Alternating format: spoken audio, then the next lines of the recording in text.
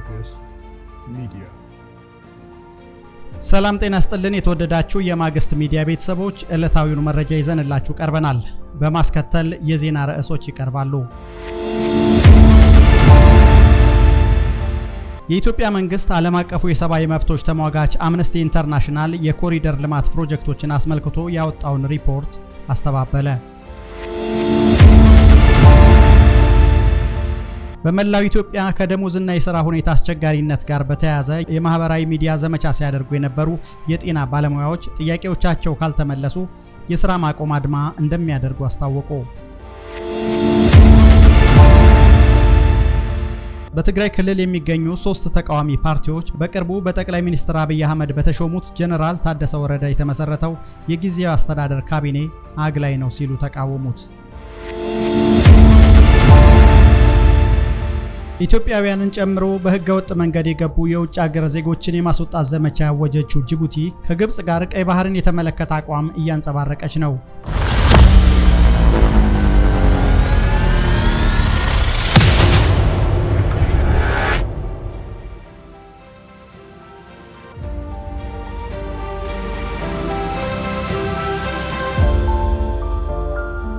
ማግስት ሚዲያ።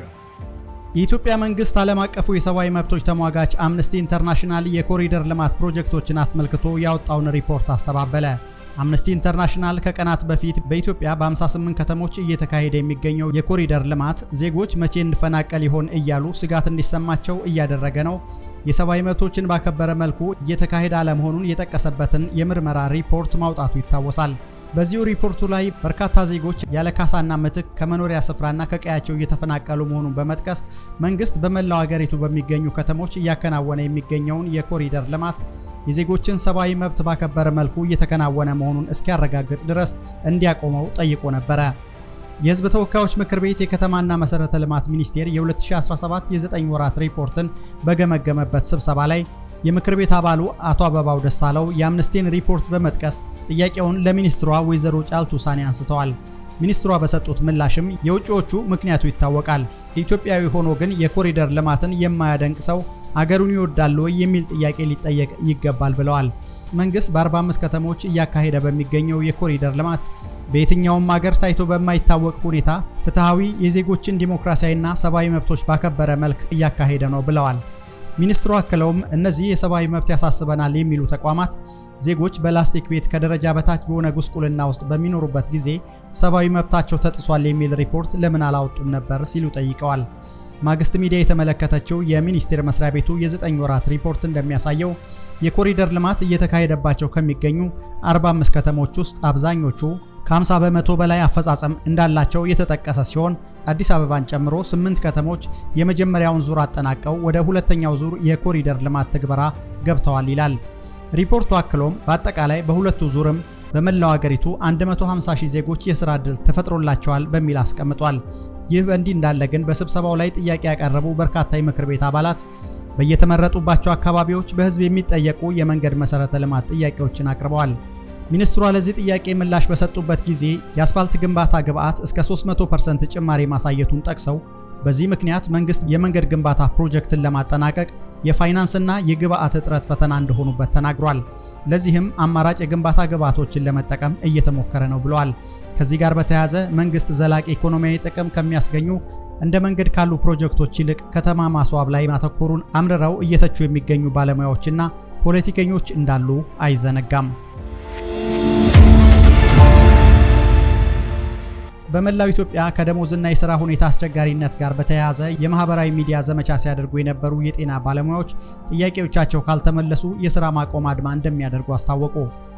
ባለሙያዎቹ 12 ጥያቄዎችን ለጤና ሚኒስቴር ማቅረባቸውን አመልክተው ጥያቄዎቻቸው እስከ ግንቦት 3 2017 ዓ.ም ምላሽ ካላገኙ የሥራ ማቆም አድማን ጨምሮ ሌሎች ህጋዊ ያሉትን እርምጃ እንደሚወስዱ አስጠንቅቀዋል። በኢትዮጵያ አሁን ባለው የኑሮ ሁኔታ የሚከፈላቸው ደሞዝና የሚሰሩት ስራ በቅጡ ኑሮ ለመምራት እንዳላስቻላቸው የሚገልጹት የጤና ባለሙያዎች ያሏቸውን ጥያቄዎች ለፌዴራሉ ጤና ጥበቃ ሚኒስቴር በደብዳቤ ማሳወቃቸው ተሰምቷል። በዋናነት ለሐኪሞችና ሌሎች የጤና ባለሙያዎች የቅሬታ መነሻ የሆኑት 3 መሰረታዊ ጉዳዮች መሆናቸው የተገለጸ ሲሆን እነዚህም ወቅቱን ያላገናዘበ የወር ደሞዝ፣ የትርፍ የሥራ ሰዓትና ክፍያ አለመመጣጠን፣ እንዲሁም የሆስፒታሎች በባለሙያ አለመመራት ናቸው ተብሏል። የጀርመን ድምፅ ራዲዮ ያነጋገራቸው አንድ ባለሙያዎች በ3 ሺፍት 36 ሰዓት ያለበቂ ክፍያ እንደሚሰሩና የኑሮ ውድነት በጣም እየጨመረ በመምጣቱ ለአንድ የሕክምና ዶክተር የሚከፈለው የተጣራ 9000 ብር እንዲሁም ለአንድ ስፔሻሊስት የሚከፈለው 11300 ብር የወር ደሞዝ በቂ አይደለም ሲሉ ገልጸዋል። በአንዳንድ አካባቢዎች ደግሞ በንቅናቄው አስተባባሪዎች ላይ ዛቻ እየደረሰባቸው መሆኑን የድሬዳዋ አስተዳደር ጤና ቢሮን እንደ አብነት ጠቅሰው አመልክተዋል። በሁሉም የአገሪቱ አካባቢዎች የሚገኙ አብዛኛዎቹ የጤና ባለሙያዎች የንቅናቄው ደጋፊዎች እንደሆኑ የሚገልጡት አስተባባሪዎቹ ጥያቄዎቻቸው ፖለቲካዊ እንዳልሆኑም ያስረዳሉ።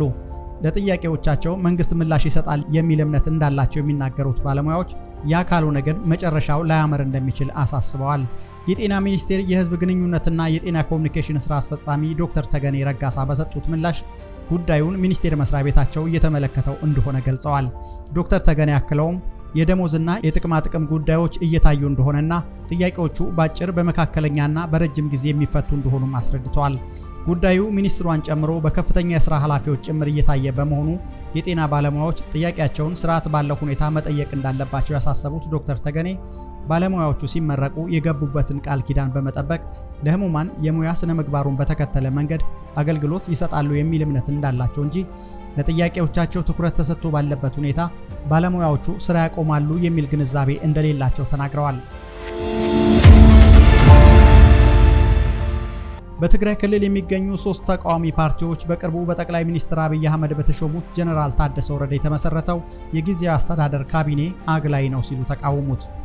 ፓርቲዎቹ በጋራ በሰጡት መግለጫ በትግራይ እንደ አዲስ ወደ ስራ የገባውን የትግራይ ጊዜያዊ አስተዳደር ሁሉንም ወገን ያገለለና ለአንድ የህወሓት ክንፍ ብቻ ያጋደለ አካሄድ እየተከተለ ነው በማለት ተችተዋል። በትግራይ ክልል በተቃዋሚነት የሚንቀሳቀሱ ፓርቲዎች አረና ትግራይ ለሉዓላዊነትና ዲሞክራሲ፣ የታላቋ ትግራይ ብሔራዊ ሸንጎ ባይቶና እንዲሁም የትግራይ ነጻነት ፓርቲ በጋራ በሰጡት መግለጫ በክልሉ በአንጻራዊነት በተሻለ ሁኔታ እየታየ የቆየ ያሉትን አካታች ፖለቲካዊ እንቅስቃሴ አሁን ላይ ለመቀየርና ሁሉን ነገር በአንድ አካል ቁጥጥር ስር ለማድረግ ጥረት እየተደረገ ነው ብለዋል። ተቃዋሚ ፓርቲዎቹ በቀድሞ የክልሉ ጊዜያዊ አስተዳደር ከኃላፊነታቸው ተነስተው የነበሩትን ወታደራዊ አመራሮች ወደ ነበሩበት የመለሰው አዲሱ ጊዜያዊ አስተዳደር የወታደራዊ አገዛዝ ባህሪያት እየታየበት መሆኑንም ገልጸዋል። ከዚህ በተጨማሪ የዲሞክራሲ ግንባታ ተቋማትን ማፍረስ፣ በበርካቶች ተሳትፎ ተመስርቶ የነበረው የጊዜያዊ አስተዳደር ምክር ቤት ጋር ተገናኝቶ ለመስራት ፈቃደኛ አለመሆን እንዲሁም የተለየ አስተሳሰብ ያላቸው አካላትን ማሳደድና ሌሎች የአዲሱ ጊዜያዊ አስተዳደር አካሄዶች የጸረ ዲሞክራሲ ተግባራት ናቸው ብለዋል። ይህ ዘገባ እስከ ተጠናቀረበት ጊዜ ድረስ ተቃዋሚ የፖለቲካ ፓርቲዎች ባነሷቸው የተለያዩ ክሶች ዙሪያ የክልሉ ጊዜያዊ አስተዳደር እስካሁን ምላሽ አልሰጠም። ኢትዮጵያውያንን ጨምሮ በህገወጥ መንገድ የገቡ የውጭ ሀገር ዜጎችን የማስወጣት ዘመቻ ያወጀችው ጅቡቲ ከግብጽ ጋር ቀይ ባህርን የተመለከተ አቋም እያንጸባረቀች ነው። በጅቡቲ ይፋዊ ስራ ጉብኝት ካደረጉት የግብጽ ፕሬዝዳንት አብዱል ፈታህ አልሲሲ ከጅቡቲ ፕሬዝዳንት እስማኤል ኦማር ጊሌ ጋር በጋራ በሰጡት መግለጫ የቀይ ባህርና የኤደን ባህረ ሰላጤ የአስተዳደርና የጸጥታ ጉዳይ የውሃ አካላቱን የሚጎራበቱ ሀገራት ብቸኛ ኃላፊነት እንደሆነ መስማማታቸውን ገልጸዋል። ሁለቱ መሪዎች ቀጠናዊ ጉዳዮች ላይ መነጋገራቸው የተሰማ ሲሆን በውይይቱም የሶማሊያና የሱዳን ጉዳይ መነሳቱንም ጠቅሰዋል። የጅቡቲው ፕሬዝዳንት እስማኤል ኦማር ጊሌ እንደገለጹት ሁለቱ መሪዎች የተነጋገሩበት ሌላኛው ቀጠናዊ ጉዳይ የቀይ ባህርና የኤደን ባህረ ሰላጤን ደህንነት የሚመለከት ነው። ወሳኝ የዓለም አቀፍ የንግድ መተላለፊያ የሆነው ቀይ ባህር ነፃ የባህር ንግድ እንቅስቃሴ እንዲኖር ለማስቻልና የባህሩን መረጋጋት ለማረጋገጥ የሚያደርጉትን ትብብር ለማጠናከር እንደተስማሙም የጅቡቲው ፕሬዝዳንት አስታውቀዋል። የግብፁ ፕሬዝዳንት አብዱል ፈታህ አልሲሲ በበኩላቸው ወሳኝ ዓለም አቀፍ የንግድ መስመሮች ላይ የሚቃጣን ማንኛውንም የደህንነትና በነፃነት የመጓጓዝ አደጋዎችን በማያሻማ ሁኔታ እንደምንቃወም አረጋግጠናል ብለዋል። ኢትዮጵያ ከቅርብ ጊዜ ወዲህ በቀይ ባህር ላይ የባህር ይገባኛል ጥያቄ እያቀነቀነች የምትገኝ መሆኑ ይታወቃል።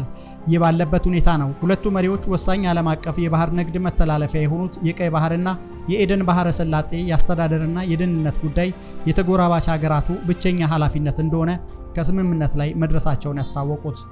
ኢትዮጵያ ከሶማሌላንድ ጋር የተፈራረመችው የባህር በር ያስገኛል ተብሎ የነበረውን ስምምነት ወደ ጎን በማድረግ በቱርክ አሸማጋይነት ከሶማሊያ ጋር አዲስ ስምምነት መፈራረሟ ይታወሳል።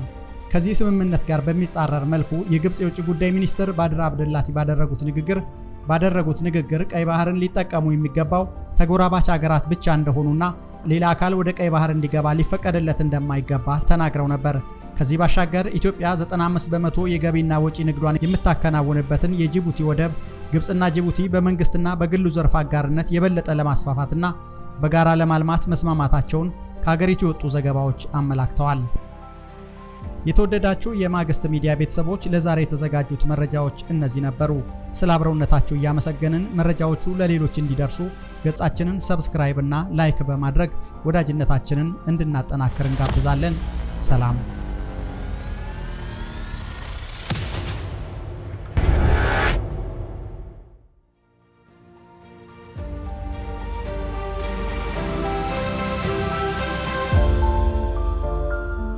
Magus Media.